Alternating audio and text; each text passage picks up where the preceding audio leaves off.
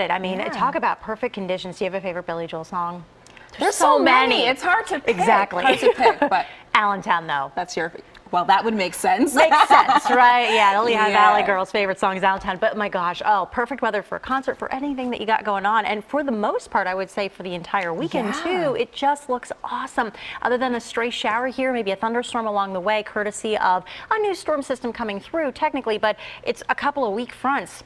We can handle that. Let's take a look outside. We'll start it off here with a view of the region-wide storm scan, and that is really quiet, all things considered. You have some clouds, obviously, up across New England, but here, it's pretty much nothing but a patchy cloud here and there. The only thing that we have been talking about, of course, is the wind.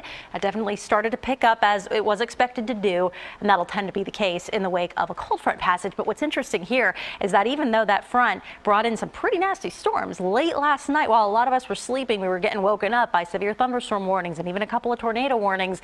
That's all long gone, obviously, but the temperature is not dropping off all that readily. So what's happened at this point is high pressure building in place here right through tomorrow. Then late tomorrow night, first warm front comes in, and that could trigger a stray shower, maybe a thunderstorm, but otherwise tomorrow looks awesome. Sunday is when this cold front comes through, but most of the computer modeling is trying to keep the bulk of this out of our hair off to the west and south. So while I'm not ready to rule out a shower or a storm, again, that would be primarily tail end of the day, late day, in toward nightfall. It generally looks like most of us are, in fact, going to eke out a rain-free Sunday, but a hot one, because before that front crosses, the temperature climbs pretty efficiently. So it looks awesome for your travels out there today, safe for the traffic. The weather is not going to mess with you too much here. Hot and steamy, though, heading into especially Sunday, and then for Memorial Day itself, back into the full sunshine. I mean, this is one of the nicest holiday weekends for Memorial Day that I feel like we've seen in quite a while, especially coming off of all these recent weekends with at least one day just a soggy mess. This is a really nice deserved treat here. Now we're going to jump you all the way to next midweek, because at this point it's looking awfully hot. This is when we're going to be forecasting what we do actually think is going to be the first 90-degree day of 2019. The first 90-degree day typically would actually happen on this date. It is, in fact, May 29th, but it's also the average.